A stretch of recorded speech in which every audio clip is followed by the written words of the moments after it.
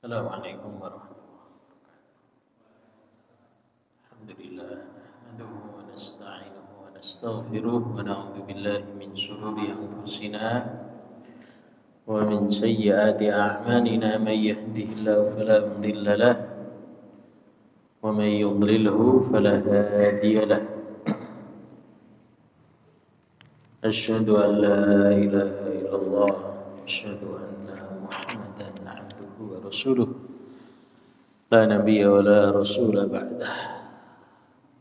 Amma ba'du. Melanjutkan tafsir surat 7, surat Al-A'raf ayat 76. A'udzu billahi minasy syaithanir rajim. Bismillahirrahmanirrahim. Qala alladziina istakbaru inna billadzi amantum bihi kafirun fa'aqarun naqata wa'adaw 'an amri rabbihim wa qalu ya salihu atina bima ta'iduna in kunta minal mursalin. A'udzu billahi minasyaitonir rajim. Bismillahirrahmanirrahim. Allah berkata, siapa yang berkata ini? Alladzina istakbaru, orang-orang yang menyombongkan diri, orang-orang yang kufur, tidak beriman kepada Nabi Saleh. Inna, sesungguhnya kami, billadzi amantum, dengan apa yang kalian imani, terhadap apa yang kalian imani, bihi, dengannya, kafirun, orang-orang kafir. Kaum Saleh, kaumnya Nabi Saleh, kaum Tsamud. Kafirun di sini secara makna kafir itu artinya ghita, tertutup. Kafara itu artinya tertutup, terutama tertutup hatinya dari keimanan. Nah, kafir itu macam-macam. Ada kufrun ni'mah, mengkufuri nikmat. Contohnya Qarun nih. Qarun itu kafir, kenapa? Karena kufrun ni'mah, mengkufuri nikmat Allah yang mana kemudian tidak mau bayar zakat. Ada kufrul juhud atau kufrul ingkar, kafir karena membangkang itu menolak. Contohnya iblis, ini kan menolak perintah Allah sujud kepada Nabi Adam, kufrul juhud. Ada lagi kufrul ilah, kafir karena tidak mengakui adanya sesembahan, tidak mengakui adanya Tuhan. Orang-orang ateis itu contohnya. Atau kufrul iddia bil ilah, kekafiran karena mengakui dirinya Tuhan. Fir'aun, contohnya Fir'aun.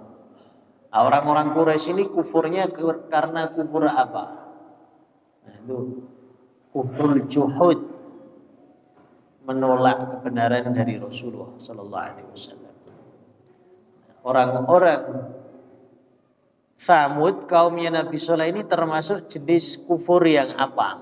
Kufrun ni'mah, kufrul juhud, kufrul istikbar atau yang lainnya. Nah, kufrul juhud, menolak beriman kepada Nabi Saleh, mencukupkan dirinya beriman kepada Allah Ta'ala, mencukupkan ilah sesembahan itu cukup satu.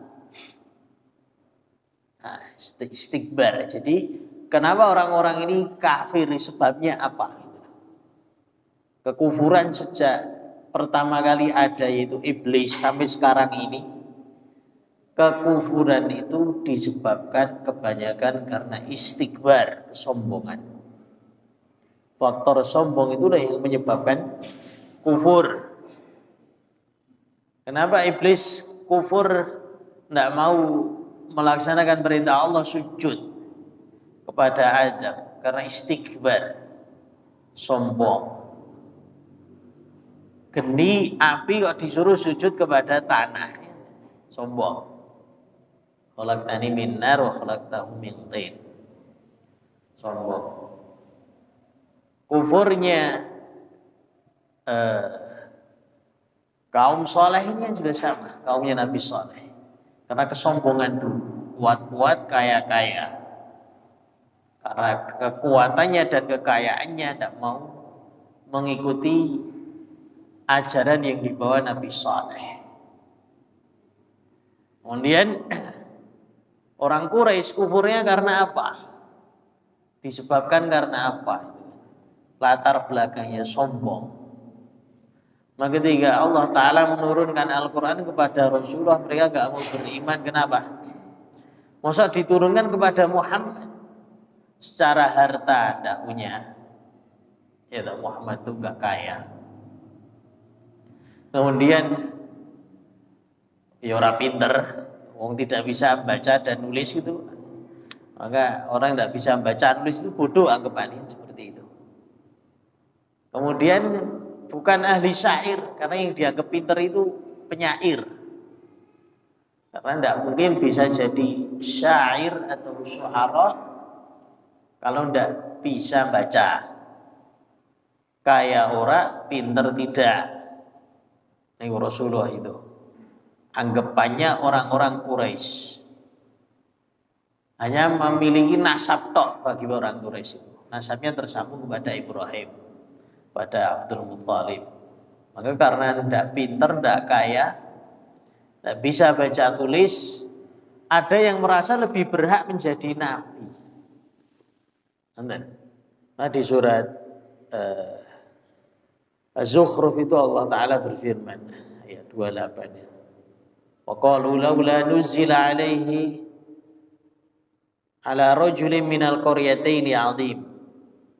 Kenapa Quran ini tidak diturunkan kepada dua orang dari penduduk negeri ini?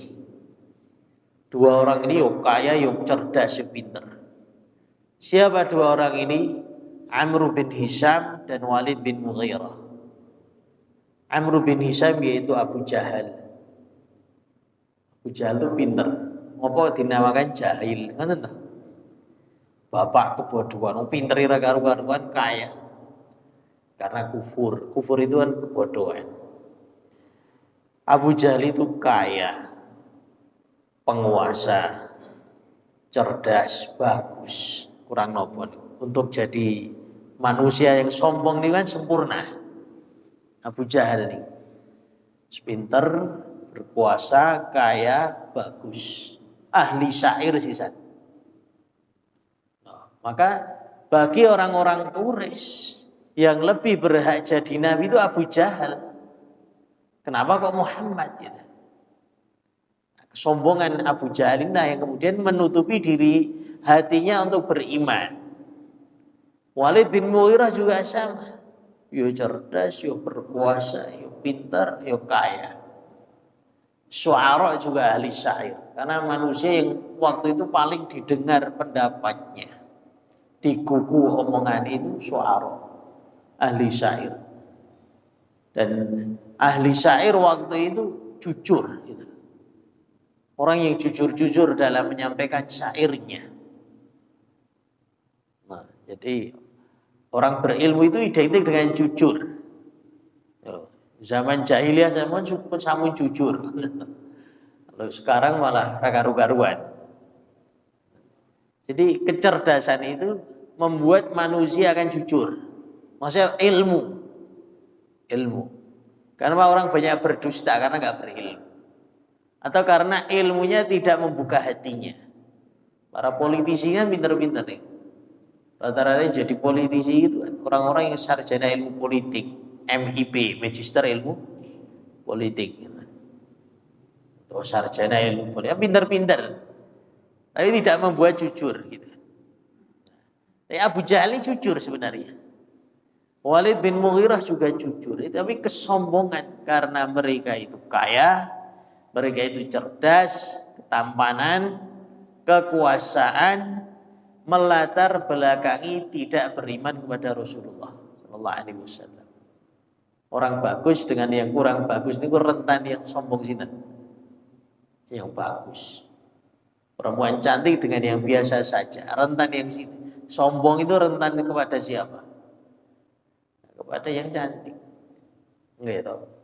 Guru, mohon maaf nih. Guru masuk sekolah. Yang PNS dengan yang non PNS, rasanya beriman. Nah, yang PNS itu mesti merasa yang lebih merasa. Gitu. Yang naik motor dengan yang jalan kaki merasa yang naik motor lebih wah. Maka ada hadis sahih al-kibru wal khuyala ma'a sahibil ibil.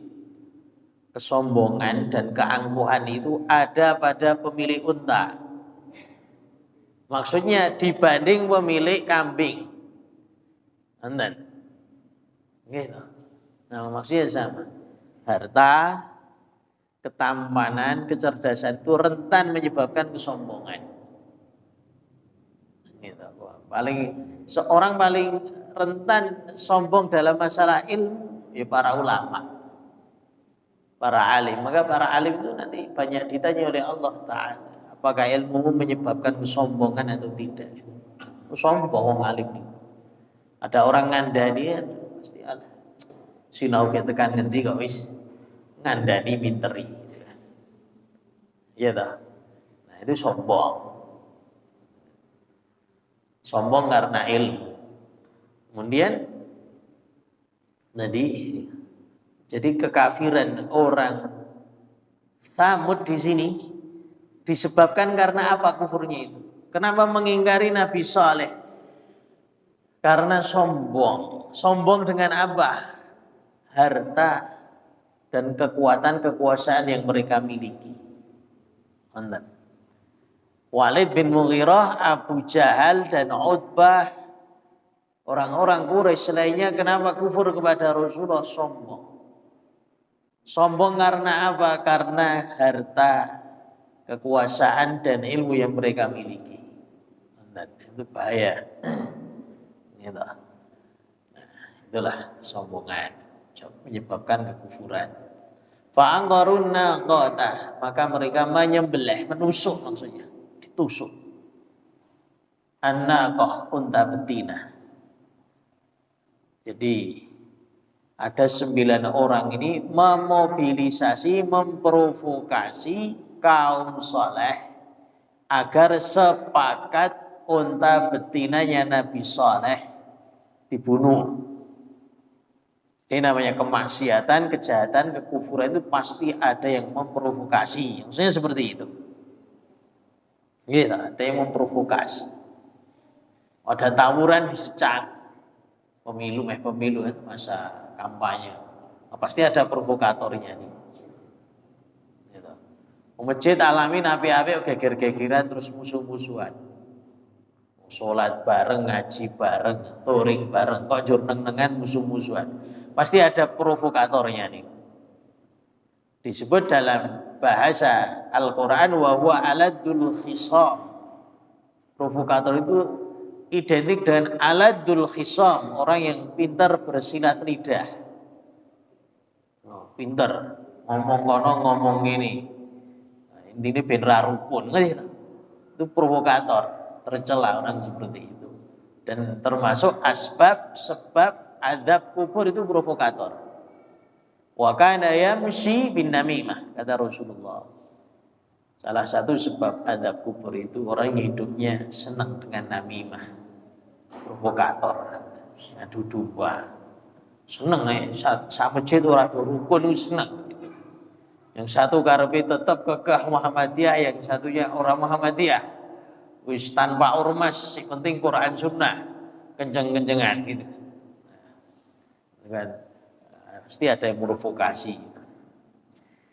Nah, tadi kenapa unta betina yang sedemikian baiknya, penuh dengan mukjizat, kalau diperah susunya tidak pernah habis, bahkan satu negeri itu memerah unta betina Nabi Saleh tidak akan habis.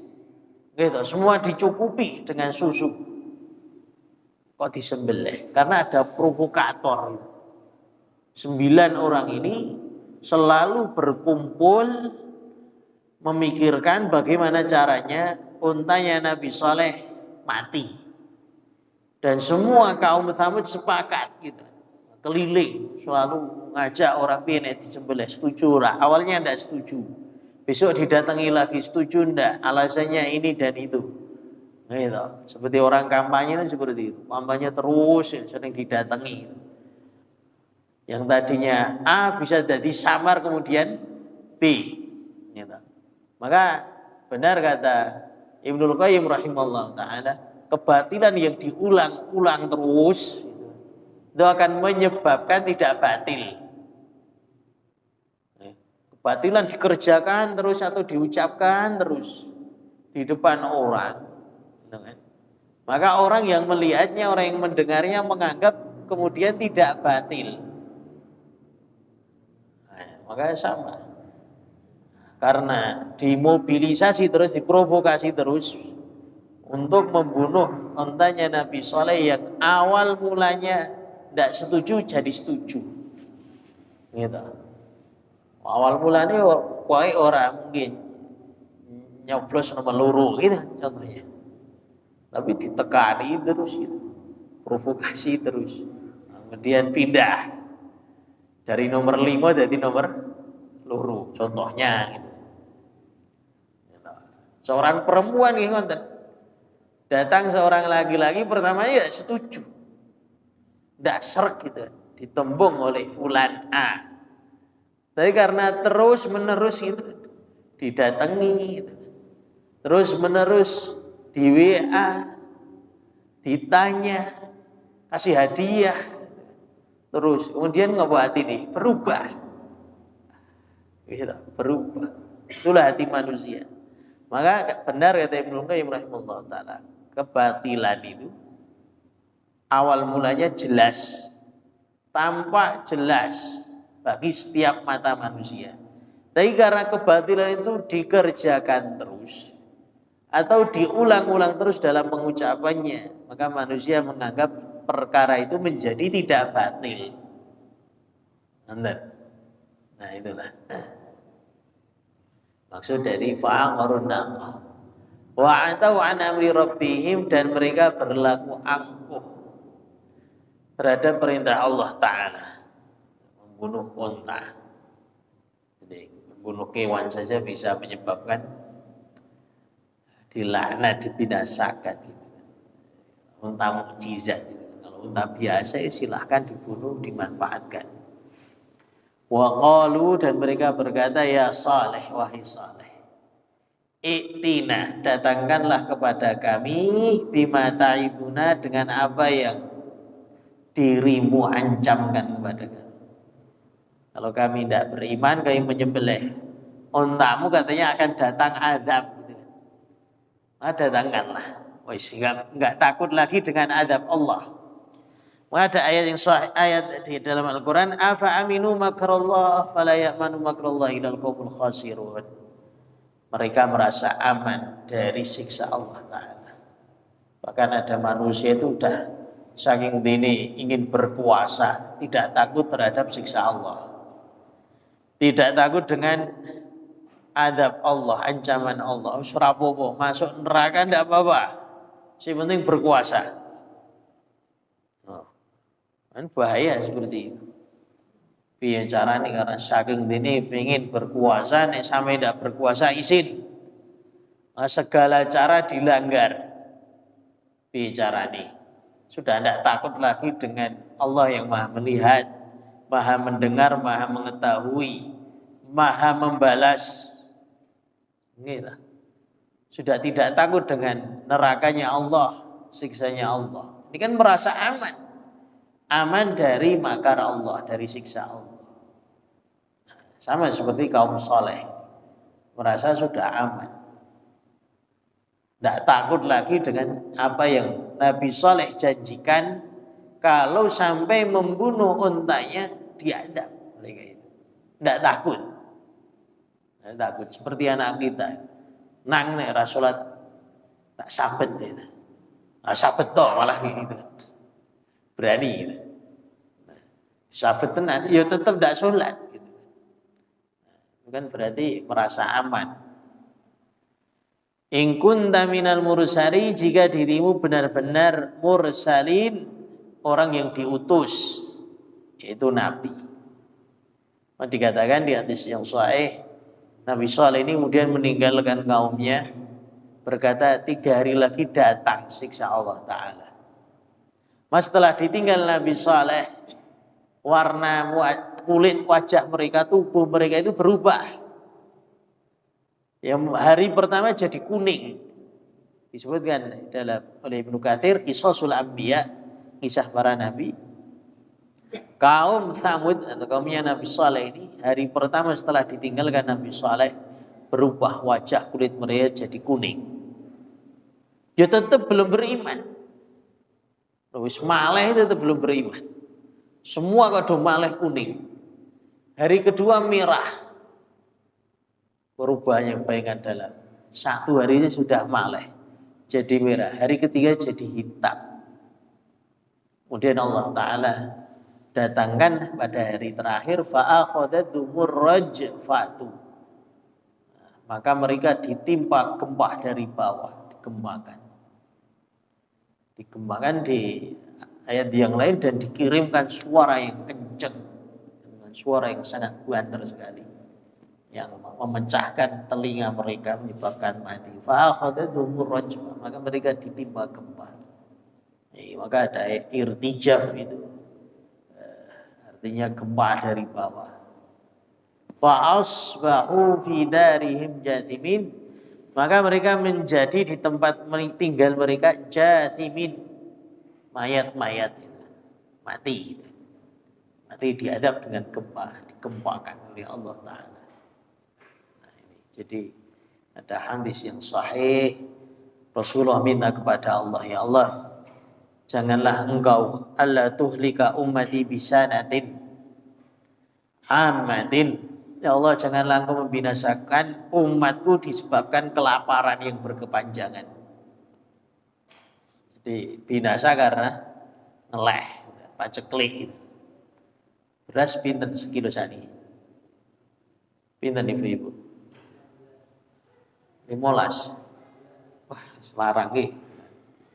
Kapan dadi 20.000 kan? Gorengane 1.000, lama-lama wah berapa. Maksudnya umat ini itu tidak akan binasa karena lapar. Orang Afrika itu kelaparan, tapi bukan binasa. Gitu. Kemudian Allah Ta'ala aku kabulkan. Janji Allah tidak akan membinasakan umat Muhammad disebabkan kelaparan. Kemudian Rasulullah berdoa, ya Allah, janganlah engkau membinasakan umatku disebabkan mereka dikuasai oleh musuhnya. Maksudnya dari serangan, peperangan, penjajahan oleh orang-orang kafir. Kata Allah, aku kabulkan. Gitu. Dibombardir kaya ngomong Gaza itu Palestina, insya Allah ya tidak hancur, tidak binasa. Bagaimana Amerika menjajah Afghanistan dari 2001 tadi, berapa tahun namanya diserahkan kepada Taliban tahun 2021 gitu. Selikur tahun dibombardir kayak ngopo Afghanistan itu. Nah, sebelumnya Rusia dari tahun 89, 10 tahun sampai 99. Afghanistan, Irak dari 2002, ya tetap ada Irak, ada binasa. Ya itu contohnya itu. Contohnya Maroko, Aljazair itu dijajah Perancis hampir 200 tahun nih. Ya tetap eksis gitu kan. Ya maksudnya Allah Ta'ala mengabulkan permintaan Rasulullah SAW agar tidak dibinasakan disebabkan dikuasai oleh orang-orang kafir. Kata Indonesia dijajah 350 tahun katanya. Yo, tetap eksis orang Indonesia.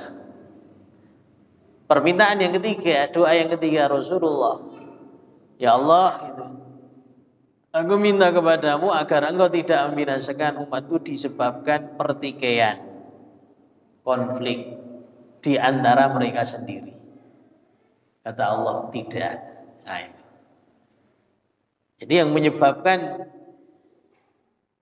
umat ini binasa itu nopo? Pertikaian di antara kita sendiri, permusuhan, konflik, gitu, konflik. Ada partai A, konflik, gitu kan? Aku ini partai Islam, konflik muncul jadi ada partai G, kan itu. Nih, dulu partai G jadi ada partai D, partai N dan seterusnya. Ini kan konflik.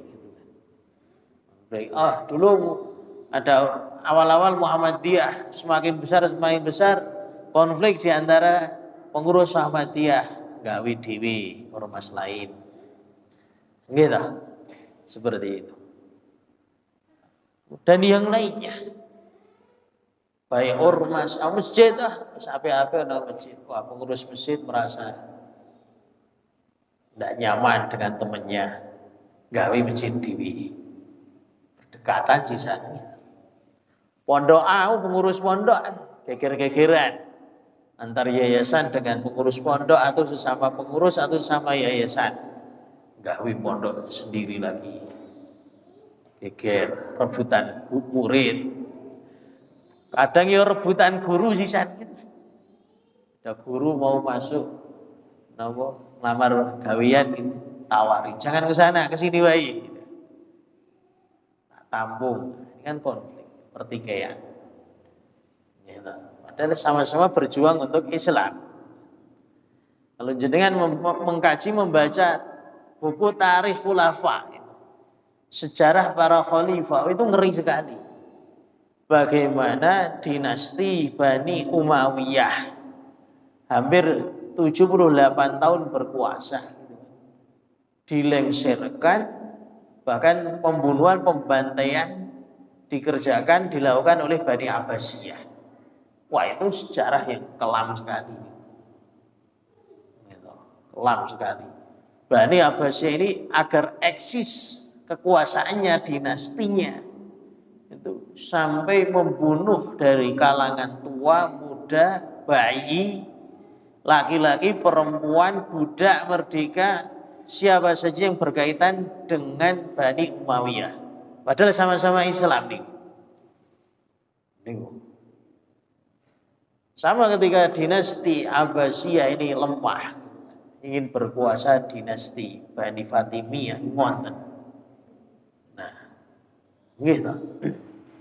Maka itulah yang kata Allah Ta'ala ketika Rasulullah berdoa, ya Allah janganlah engkau binasakan umatku disebabkan pertikaian. Kata Allah, tidak gitu. Tapi bukan berarti kita pasrah, ya salah rapopo, kula ya wayahe pisah ya pisah, wayahe ndak rukun tidak, tetap kita hindari. Meskipun itu sesuatu yang oleh Allah tidak dikabulkan. Gitu, pertikaian itu. Fatawalla anhum, maka Nabi Saleh ini berpaling, meninggalkan kaumnya dari mereka. Pertanyaannya, perginya itu kemana? Entah Nabi Saleh itu. Saleh itu kan di daerah Tabuk gitu kan. Daerah Tabuk itu arah ke Yordania kalau dari negara Saudi itu. Ini perginya kemana Nabi Saleh ini? Meninggalkan kaumnya pergi kemana? Ada hadis sahih gitu kan. Anna kulla nabiyyin hulikat ummatuhu, setiap nabi yang umatnya ini dibinasakan oleh Allah Ta'ala, kana yadhhabu fayuqimu fil haram, pergi meninggalkan kaumnya, kemudian bertempat tinggal hidup di tanah Makkah, di tanah suci Makkah. Bahkan Rasulullah ini suatu hari ketika melewati Wadi Asfan, ada lembah namanya Lembah Asfan, berkata kepada Abu Bakar, ya Abu Bakrin, ayya wadi hadha, ini lembah apa namanya? Kata Abu Bakar, Wadi Asfan ya Rasulullah. Maka kata Rasulullah, laqad marra bihi Hudun wa Salihun alaihimassalam, sungguh benar-benar dulu Hud dan Saleh ini melewati lembah ini. Melewati lembah ini menuju Makkah, bertalbiyah kepada Allah, ya hujjunal baital atiq, kemudian berhaji, kemudian tinggal wafat di tanah suci. Nah, kuburannya di mana Allahu a'lam. Gitu. Allahu a'lam. Kita itu tidak diperintah untuk nyari kuburan hidup di dunia ini. Tidak ada hadis sahih atau ayat dari Al-Qur'an berkata carilah kuburan ini betul. Adanya apa? Ziaratul kubur, ziarahlah ke kuburan. Yudzakirukumul akhirah, akan mengingatkan kalian kepada akhirat. Tapi jangan sering-sering. Kalau saking seringnya malah gak ingat akhirat. Gitu kan. Seperti para penggali kubur. Mendino uripe ning kuburan. Harusnya kuburan yang mengandung makna nilai zikrul akhirah, mengingatkan akhirat, bagi mereka biasa saja. Biasa saja. Maka ziaratul kubur itu sesekali ketika kita merasa dunia ini menyebabkan kita lupa dari ibadah kepada Allah, ziarah kubur itu akan benar-benar mengingatkan kita kepada Allah, kepada akhirat, kepada ibadah. Tapi kalau menjadi rutinitas ziarah kubur itu, masjid setiap bulan sekali ziarah wali siapa dan seterusnya, sudah tidak yudzakirukumul akhirah, tidak menyebabkan ingat kepada akhirat. Kemudian, ya qaumi, wahai kaumku, laqad ablaghtukum, sungguh benar-benar ablaghtukum, aku telah menyampaikan kepada kalian risalata rabbi, amanah Tuhanku, amanah Allah Ta'ala. Apa itu risalah, amanah Allah yang disampaikan oleh Nabi Saleh dan nabi-nabi yang lain? Amanah bertauhid, ngajak manusia bertauhid kepada Allah. Bertauhid itu mengisahkan Allah, memurnikan ibadah sesembahan, penghambaan hanya kepada Allah Ta'ala. Itulah tauhid. Semua nabi diutus mengajak kaumnya itu kepada tauhid, pada akidah yang benar. Maka kenapa Rasulullah ditolak di Makkah, itu terusir? Karena mengajak kepada tauhid yang benar.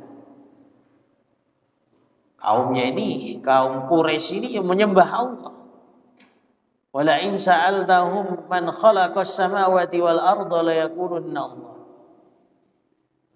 Wahai Muhammad, kalau kamu tanya mereka itu orang-orang Quraisy, siapa yang menciptakan langit dan bumi? Jawabannya sih Allah.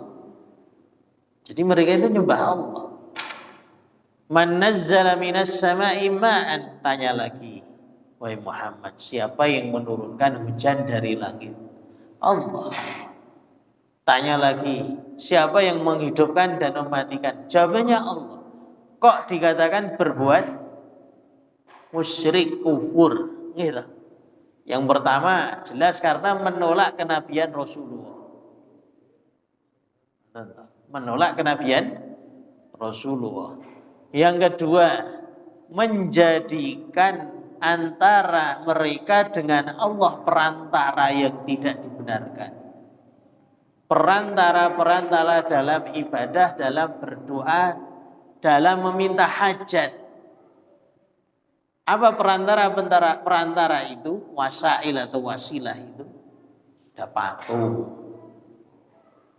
ada pohon, ada batu, ada kuburan. Itu sebagai wasilah mereka berdoa meminta hajat kepada Allah. Ma na'buduhum, kata mereka di surat Az-Zumar itu ayat kedua, 3. Kami tidak menyembah mereka. Maksudnya tidak menyembah itu mereka itu bukan Tuhan kami yang sebenarnya. Tuhan yang menciptakan kami bukan. Tuhan yang menghidupkan kami bukan. Tuhan yang mematikan kami juga bukan. Tuhan yang menciptakan langit dan bumi bukan. Yang menurunkan rezeki bukan. Tapi Tuhan apa mereka itu? Liyuqarribuna ilallahi zulfa. Tuhan-Tuhan yang mendekatkan diri kita kepada Allah. Nah, itulah salahnya di situ. Maka kalau kita ingin bertawasul, berwasilah kepada Allah, bertawasullah yang disyariatkan. Dan apa tawasul yang disyariatkan? Jelas tawasul dengan amal soleh. Setelah ngaji, tawasul, ya Allah, aku telah ngaji nih, dapat setengah juz, 1 juz, 2 juz, ngaji tafsir, ya Allah. Ya Allah, aku dengan amal solehku yang baru saja aku kerjakan ini, lunasilah utang-utangku, ya Allah. Nah, ini tawasul yang benar. Anda, aku sedang ribut dengan keluargaku, ya Allah. Dengan sholat yang baru saja aku kerjakan ini, ya Allah, atas sholatku yang ikhlas ini, rukunkanlah keluargaku. Nah, itu tawasul dengan amal soleh. Yang kedua, tawasul dengan asma'ul husna. Kata Imam Nawawi, tawasul asma'ul husna itu bisa dengan 3 cara. Cara yang pertama, semua 99 asma'ul husna dibaca, selesai, kemudian ya Allah, atas dasar apa yang aku baca barusan, asma'ul husnamu ini, ya Allah, kabulkanlah hajatku ini. Itu tawasul dengan asma'ul husna. Yang kedua, tawasul dengan asma'ul husna itu dengan berkata, ya Rahman irhamna, ya Allah yang memiliki nama Ar-Rahman, sayangilah kami. Ya Ghaffar ighfir lana, yang memiliki nama Al-Ghaffar, ampunilah kami. Kemudian tawasul yang ketiga dengan asma'ul husna ini, cukup dengan ya Allah, Engkau yang memiliki asma'ul husna, tidak dibaca gitu. Hajatku ini kabulkanlah, ya Allah. Nah, itulah. Dan yang ketiga, tawasul yang disyariatkan itu apa? Tawasul dengan minta didoakan oleh orang-orang saleh yang masih hidup. Contohnya Rasulullah, Abu Umar bin Khattab ini kan, ketika beliau jadi khalifah, kemarau panjang, tidak turun hujan, berkata kepada pamannya Rasulullah yang bernama Abbas yang masih hidup, wahai Abbas, dulu ketika Rasulullah hidup, kami ditimpa kemarau, kami datang kepada Rasulullah agar Rasulullah yang mendoakan kami. Berdoa kepada Allah agar menurunkan hujan. Sekarang Rasulullah sudah wafat, engkau yang masih hidup, maka doalah. Bi'ammi nabiyika, ya Allah, kami minta bertawassul, berperantara dengan paman Rasulullah yang masih hidup ini. Kalau memang tawasul kepada orang yang sudah wafat disyariatkan, tinggal datang ke kuburan Rasulullah, kemudian ya Allah, dengan nabimu yang sudah wafat ini kabulkanlah, ngoten. Tapi tidak ada itu. Abu Bakar, Umar, dan para khalifah yang lain berbuat seperti itu. Nah, maka kekufuran yang dikerjakan oleh Bani Israil itu karena tadi itu menjadikan antara mereka dengan Allah perantara-perantara yang tidak dibenarkan dalam Islam. Itulah risalah, itu risalah.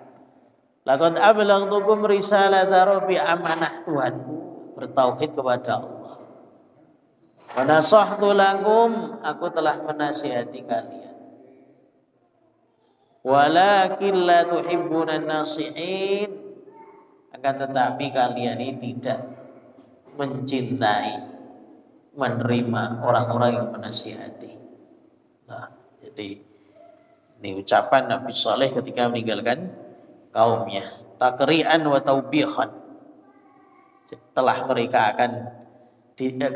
mereka ditinggalkan oleh Nabi Saleh, gitu kan, Kemudian Nabi Soleh berkata kepada mereka, wa nasahtu lakum walakin la tuhibbunan nasihin. Seperti hadis sahih yang lain, Rasulullah ini ketika telah menang perang Badar, aqama hunaka thalathan, tinggal di Badar ini 3 malam. Malam yang terakhir Rasulullah fasuddat ba'da thalathin min akhiril lail, di akhir malam untanya disiapkan. Farokibah, kemudian naiki unta itu. Jadi kendaraan yang paling sering digunakan oleh Rasulullah itu unta. Jadi unta itu kenapa sampai Allah Ta'ala berfirman, afala yanzuruna ilal ibili kaifa khuliqat. Kenapa kalian tidak perhatikan bagaimana unta diciptakan? Nah, diteliti oleh para ulama, di antara kendaraan yang ada waktu itu, yang paling nyaman itu unta. Dibanding naik kuda, naik keledai, naik hewan yang lain, itu unta yang paling nyaman. Rasulullah paling sering naik unta. Thumma sara hatta waqafa 'alal qalibi Badrin.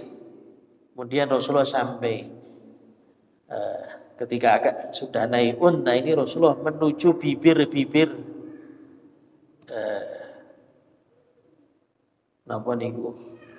sumur Badar. Jadi ada sumur di daerah Badar itu, ada sumur, tidak ada airnya. Nah, oleh Rasulullah dan para sahabat, mereka orang-orang Quraisy yang terbunuh, yang mati, dimasukkan ke sumur itu, kubur di sumur itu.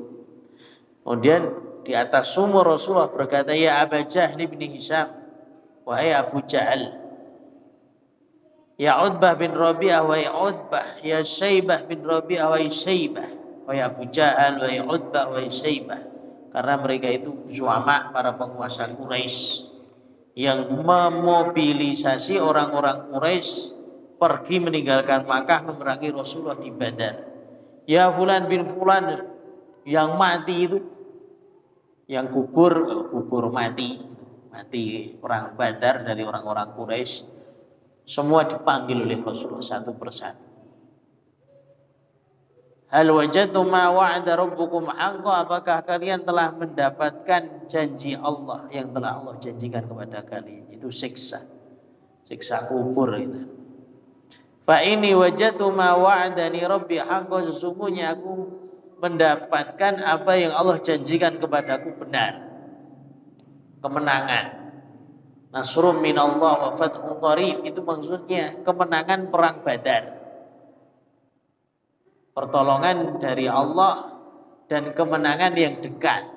Maksudnya apa niku? Perang Badar. Nah, perang Badar. Kemudian faqala lahu Umar, kemudian Umar berkata kepada Rasulullah, ya Rasulullah, ma tukallimu min aqwamin qad jifu, kenapa engkau ngajak manusia yang telah mati, ngajak bicara?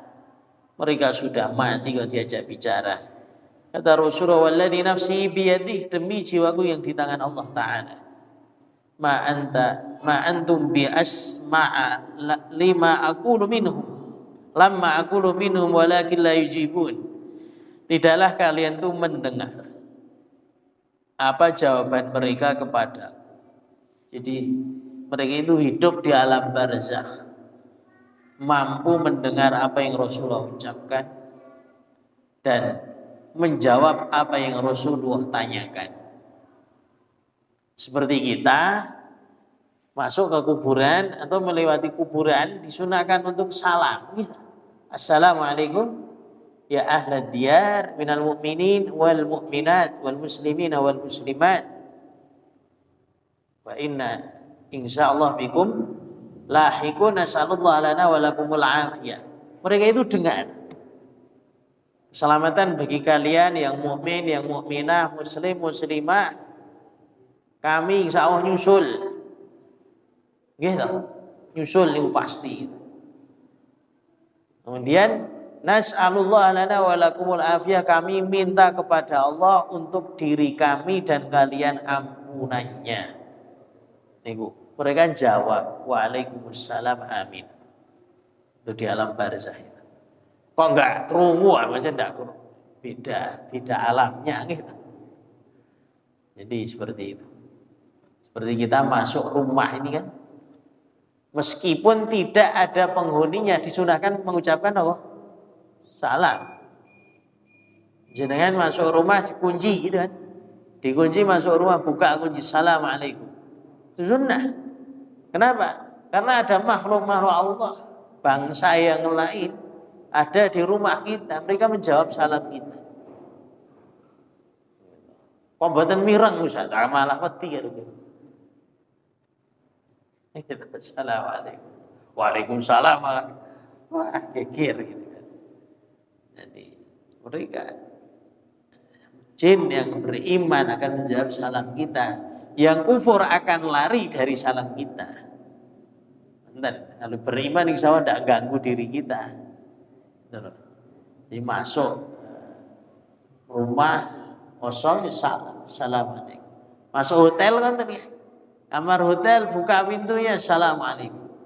Tidak hanya masuk saja, ada yang menjawab salam kita. Itulah alam yang lain. Walakin la tuhibbuna an-nasihin. Kemudian kata Rasulullah sallallahu alaihi wasallam, "Bi'sa ashiratun nabiyyi kuntum li nabiyyikum." Sungguh buruklah keluarga Nabi. Jadi ashirah ini keluarga Nabi. Kalian ini orang-orang Quraisy, kalian sangat buruk terhadap perilaku kalian terhadap Nabi kalian. Kadzabtumuni wa sadaqanin nas. Kalian mendustakanku, orang-orang yang lain, suku yang lain, bangsa yang lain membenarkan. Pun adzan gitu. Kita lanjutkan setelah adzan. Monggo.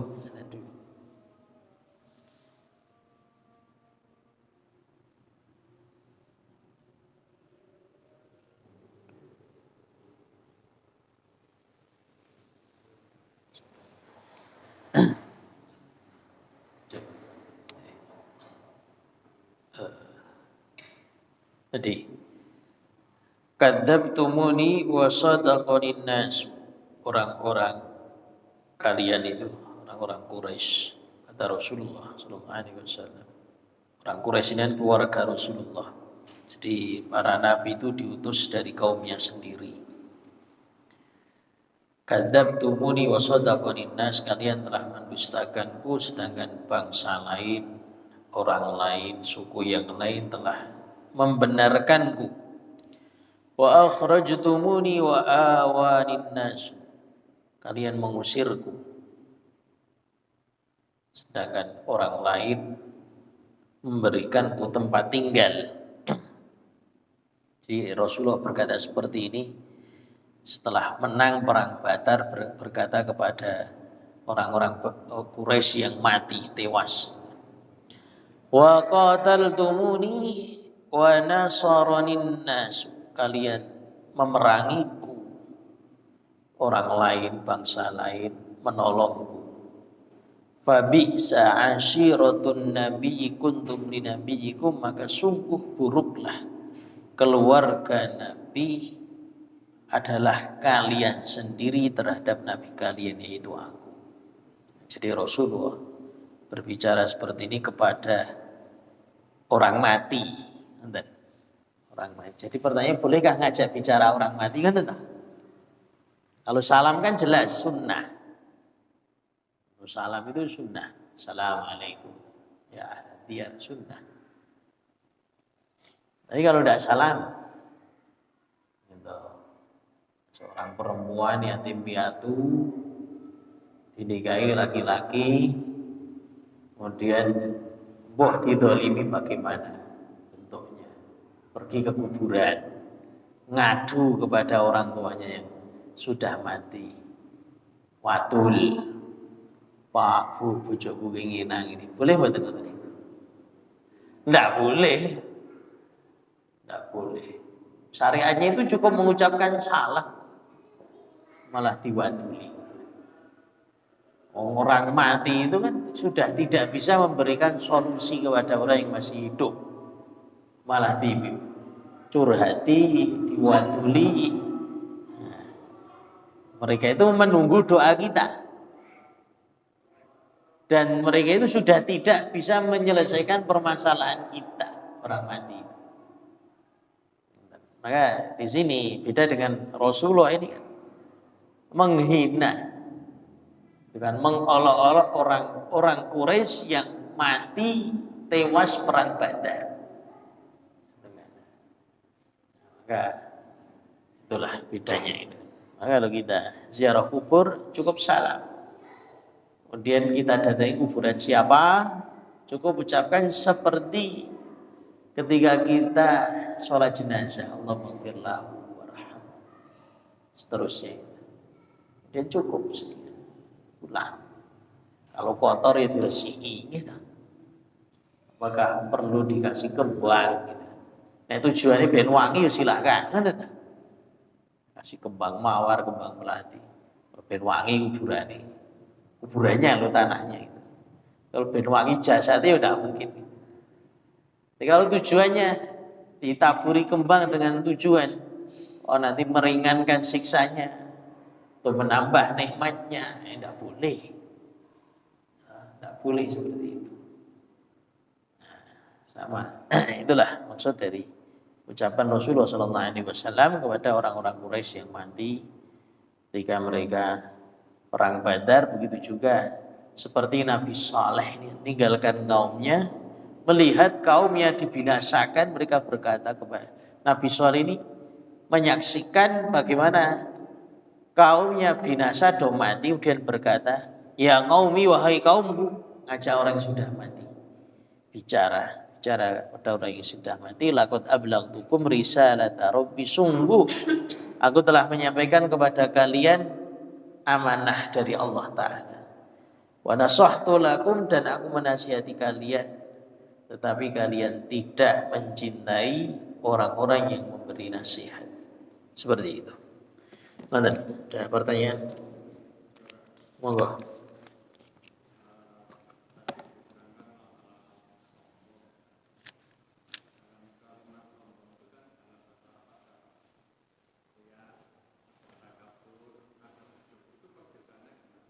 Ya.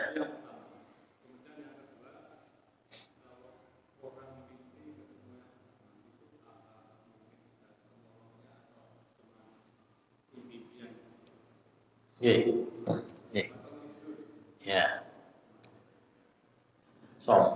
Apa bedanya sombong dengan ujub, dengan ria, dengan sum'ah?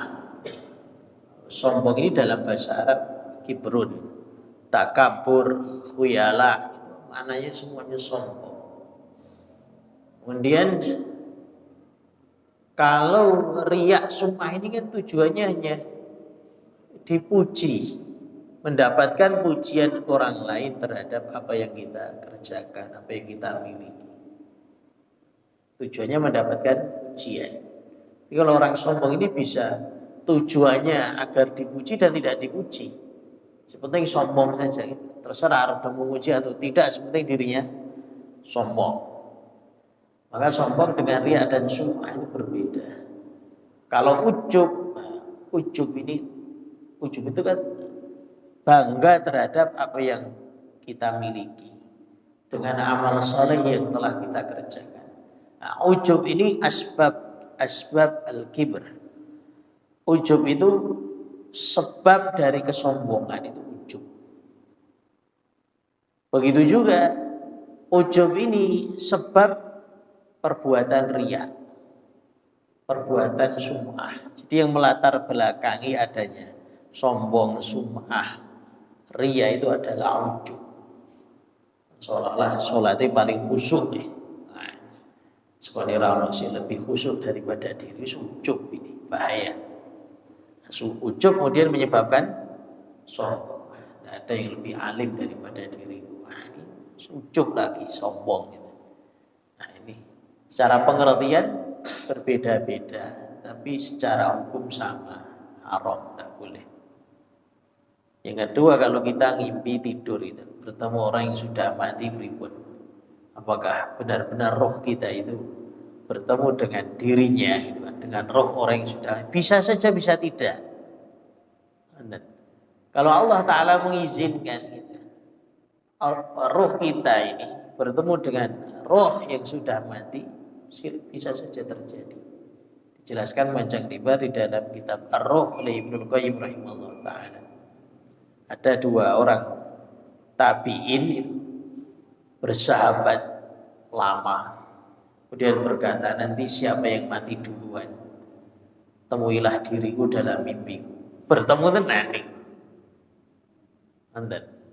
bertemu tenan nih, kisahnya itu kan. Ada kemudian Allah alam takwilnya apa gitu kan. Kalau kita bertemu dengan orang yang sudah mati, takwilnya tafsirnya apa, tafsirnya makna dari mimpi itu apa, bisa dimaknai tidak bisa. Jadi ada rukun-rukun, syarat-syarat mimpi itu bisa menjadi makna gitu kan, makna yang terbukti mimpi itu. Kalau jenengan bisa runtut menceritakan kisahnya itu, ini bisa ditafsirkan. Tapi intinya mimpi itu perkara gaib gitu aja, perkara gaib. Jadi kalau ada saudara kita contohnya sudah wafat, utangnya akeh, ketemu kita, gitu contohnya gitu.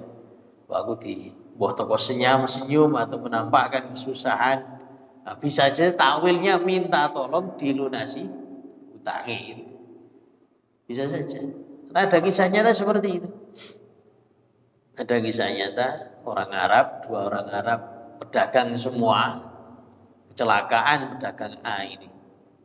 Kemudian ngimpi, yang masih hidup si B ini ngimpi gitu.